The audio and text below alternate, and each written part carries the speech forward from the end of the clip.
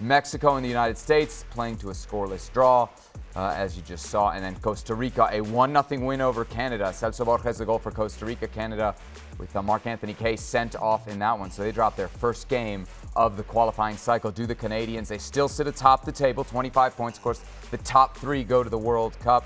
Fourth into that intercontinental playoff. U.S. and Mexico tied for second. Costa Rica now up into fourth as they leapfrog Panama with their 3-point performance at home. All right, so that's where we stand. Let's dive in on the game. Herc, we've had 5 minutes to cool off from the 90 minutes. First thoughts? What the p-fuck? Wow.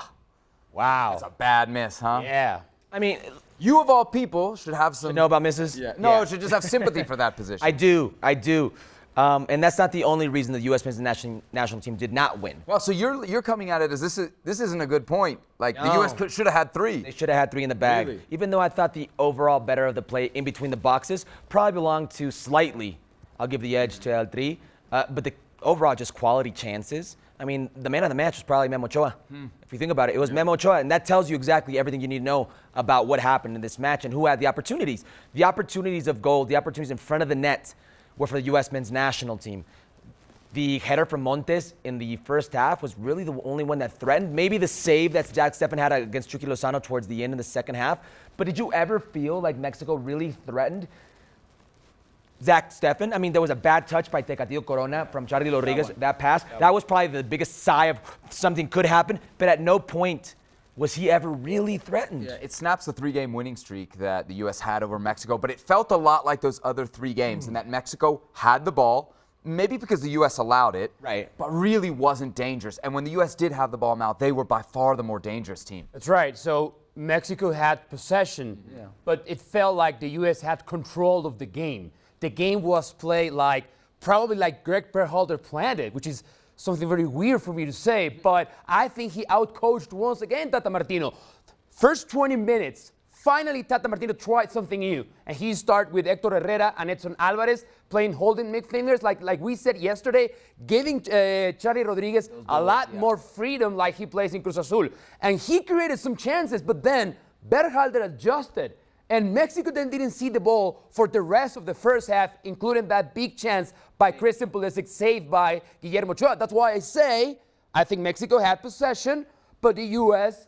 felt like they were in control of the actions. It's funny to hear Mauricio say he thinks Greg Berhalter outcoached I do, yeah. Tata Martino. Again. I think in spite of Greg Berhalter today, they earned a draw. Really? Why? Yeah, What did he get wrong?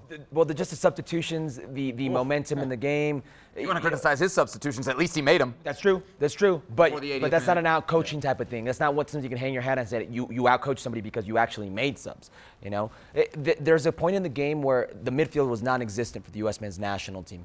Musa was gassed. Tyler was chasing shadows. Kellen Acosta was in between players. Neither was he getting really stuck in defensively, nor was he providing much of service. He had a good play that ended up with Gio Reyna to Pifak and in some set pieces, but he was never really in the game. Sure. And that's okay if you're a 6. That's okay if you're a defensive midfielder. But if you're playing in that hybrid 8, well, you better be somebody like you saw when Gio Reyna came on. Yes. There's a difference. You get the ball, you connect. You need to be that lifeline from the defenders to the attack, to the forwards. And it felt like the midfield, because they were non-existent, Ricardo Pepi was non-existent. Yeah. But you can say the same about Mexico's midfield as well. Yeah, that's true. They were Very non-existent. Edson Alvarez was very lucky. He didn't see second yellow. 2 times. 2 times. So Héctor Herrera, again, why can't he perform like he does when he plays with Atletico de Madrid? And then Charlie Rodriguez, again, good 20 minutes, then completely non-existent. He was substituted in the second half, and then it was not clear what Tata Martino was trying to do. That's why I say that I feel that Greg Berhalter outcoached Tata, because he had to make one big adjustment. What do I do to control Charlie Rodriguez? And he did it. He took the ball away from him, and Mexico stopped being dangerous. It's not a win, Herc, but it's a tie that kind of feels like a win for the United States, especially with all that we've been saying. If you didn't at least get a point, you leave the door open. We saw what happened tonight. Costa Rica took that first step through the door. For there to be something on the line when you get to Costa Rica. This is not just a good performance, but like a great result for the U.S., isn't it? Yeah, to hang their hat on, absolutely. Especially for this young group, because they've never experienced Azteca. Azteca's still the only place, and one of the best places in the world, at a home field advantage. They've only lost twice. There's only been 2 Aztecazos in the history of their stadium, in the history of the Mexican national team. It's Costa Rica and that's Honduras. It's never been the U.S. men's national team. This is only the 4th tie, the 4th draw, the 4th time they've gotten a point there. So that's definitely something to hang your hat on. Well, thank you very much for watching ESPN on YouTube. For more sports highlights and analysis, be sure to download the ESPN app. And for live streaming, premium content, and let's not forget as well, ESPN FC 7 days a week. Subscribe to ESPN Plus.